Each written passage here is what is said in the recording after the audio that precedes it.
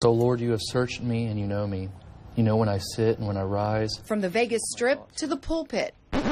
Wait, what? I was a professional dancer who worked in Las Vegas, and so I worked on this trip. I did not take my clothes off for money. In the middle of Sin City, Mitchell Hawley chose love. I heard my call to ministry while I was there. I remember going through some situations, and God said, "Hey, look, I love them," and so I wanted to take that wherever I went. There's a little more excitement filling the gym at Overton Brooks these days.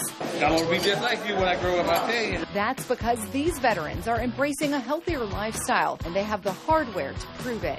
You got to stay moving. If you don't move, you're going to lose it. It's been nearly 3 weeks since this year's ArkLaTex team returned from the Golden Age Games in New Mexico, and their sights are already set on next year. John Husak remembers vividly the day the Army reported his brother missing. We had come back from school, and the family had just received the telegram that he was missing in action. So when we got home, it wasn't a happy situation. Both my mother and father were crying. That was February 1945. 9 months later, the Army declared him killed in action. And that was like reliving it all over again.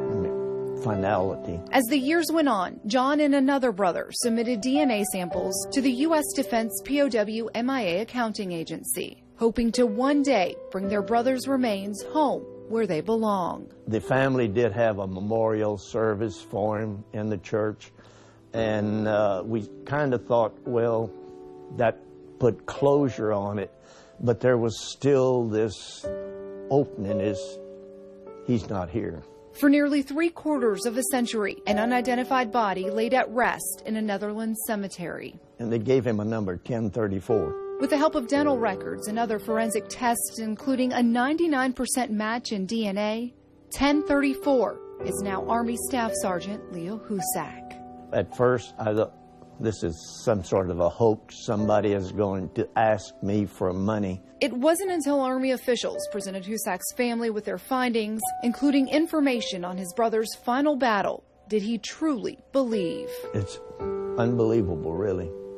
You see, what the Army didn't know is that Leo made a pact with a fellow soldier before he died, promising one another they'd visit their families if one of them didn't make it. The story of Leo's death shared by Army officials, nearly identical to the one John Husak tells me he heard years ago. He was on a scouting patrol, and about 9 o'clock at night, and he came around a snowbank with 5 other people, and as soon as he showed his head, he was hit, and they say he was killed instantly. Staff Sergeant Husak died in Germany's Hürtgen Forest during the longest single battle the U.S. Army has ever fought.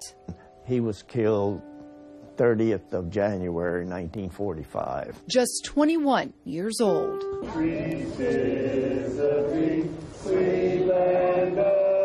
Not even the gloomiest of days can dampen the spirit of this small Claiborne Parish town. To have something like this, it just draws everyone together. And you're not aware of who all are veterans until something like this, and you grow to appreciate them that much more. It's very patriotic to see the American flag, and you can't help but salute to the American flag. As being a veteran, you want to be patriotic, and this is a very patriotic community. For the young and young at heart, this 1/10 of a mile track tucked behind the Athens Town Hall is more than just a pretty space.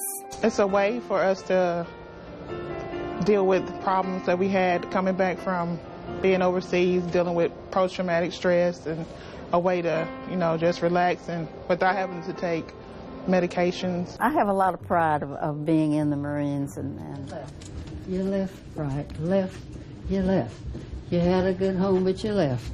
Left, right, left, you left. Living proof the things you learn in boot camp stick with you for life. I learned that in boot camp.